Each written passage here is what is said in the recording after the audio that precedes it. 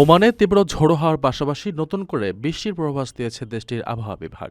রোববার থেকে শুরু হওয়া এই বৈরী আবহাওয়া আগামী কয়েকদিন অব্যাহত থাকতে পারে।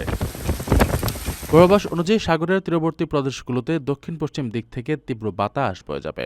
একই সঙ্গে মোসাদ্দাম আল বুরাবি, আল দাহিরা উত্তর ও দক্ষিণ আল বাতিনা এবং আল দাখিলিয়া প্রদেশে উত্তর পশ্চিম দিক থেকে শক্তিশালী হাওয়া বয়ে যাওয়ার শঙ্কা রয়েছে। বিভিন্ন অঞ্চলে বাতাসের গতিবেগ 15 থেকে 22 নট পর্যন্ত পৌঁছাতে পারে। এ তীব্র ঝোড়ো হওয়ার কারণে মরুভূমি উন্মুক্ত এলাকাগুলোতে প্রচণ্ড ধূলিঝড় ও ধুলোবালির সৃষ্টি হতে পারে, যার ফলে চারপাশের দৃশ্যমানতা ব্যাপকভাবে কমে যাওয়ার আশঙ্কা করা হচ্ছে। এই বৈরী আবহাওয়ার প্রভাবে সাগর মাঝারি থেকে উত্তাল অবস্থায় থাকবে। আবহাওয়া দপ্তরের তথ্য মতে মোসাদ্দাম উপকূল এবং আরব সাগর তীরবর্তী এলাকায় ঢেউয়ের গড় উচ্চতা 1.25 থেকে 2 মিটার পর্যন্ত হতে পারে, যা পরিস্থিতি বিশেষ সর্বোচ্চ 2.5 মিটার পর্যন্ত ওঠার শঙ্কা রয়েছে।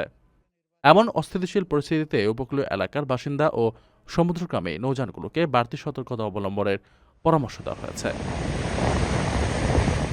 আকর্ষণীয় রেট ও দারুণ সব ডাটা বান্ডেল পেতে আজই ব্যবহার করুন ফ্রেন্ডলি সিম।